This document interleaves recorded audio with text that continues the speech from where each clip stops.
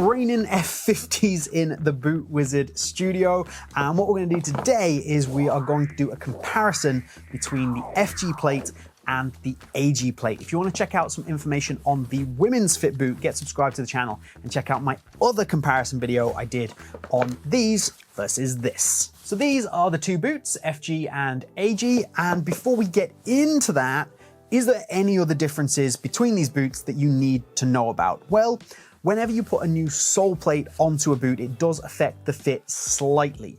Now, I've been able to find very few differences between these two boots in terms of fit. However, if you wanted to be super picky, I think that maybe the AG is ever so slightly narrower, but you could ignore that, it's so minimal. And I also think that, let's see if we can turn them this way, there is a tiny bit more volume in the toe box of this particular boot, the Euro 2024 pack, as opposed to this launch colorway.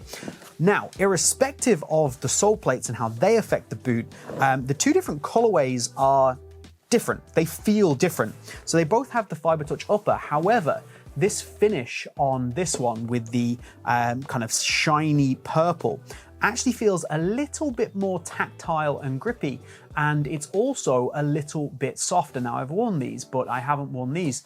But realistically, even out of the box, these were softer. These don't feel as soft. These feel thicker, they feel more plasticky.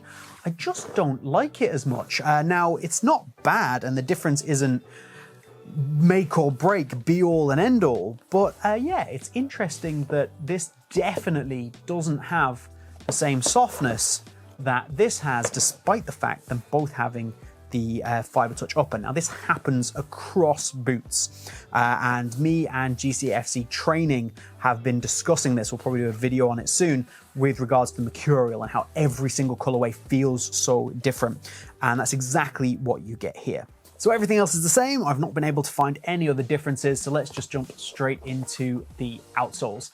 And you can see here that we've got a brand new outsole from Adidas for the AG, which we'll take a look at first. So you've got all conical studs, great for an AG pitch, apart from these four kind of cyclone style studs here.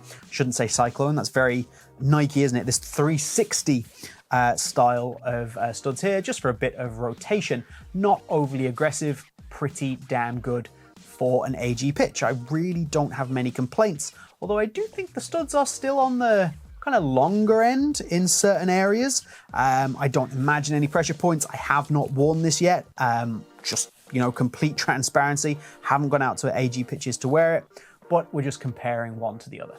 Overall, for an AG plate, it looks decent. It looks like a decent kind of thickness. It's going to add to the durability. And what I was impressed with is sometimes AG plates can be a bit flimsy because they don't put as much time or effort or work into them. Through this midfoot, they're just not as stable. It's not the case here. You've got a good amount of stability. This structural piece here does an awful lot of the heavy lifting to keep this boot feeling stiff and stable. It is reasonably responsive still. You get a half decent snack back on it.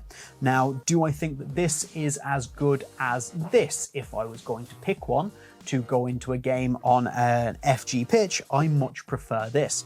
I think I prefer the more aggressive nature, I prefer the added stability in the midfoot, and I think it is also more snappy. I just think it's nicer. But should you buy the AG, or should you risk the FG on AG? Now, for me, these studs here in particular are just too long. Now, you could argue that there is obviously mainly conical studs up here. So is it overly aggressive? Is it completely out of the question to use this on AG? No, I don't think it is, but I absolutely wouldn't, because like I say, some very long studs in here. There's going to be pressure points, and I think if you plan on primarily using your boots on AG, I would go for this one here, and this also is going to be good for a good natural grass pitch. So this is the better two-way option if you want to go for one rather than getting both. For me, I think this is a great AG option, and if you want an FG AG, I would go for this one. If you are looking for something that is just purely for FG or the best possible option, then I would go for this one. And the women's fit is exactly the same sole plate.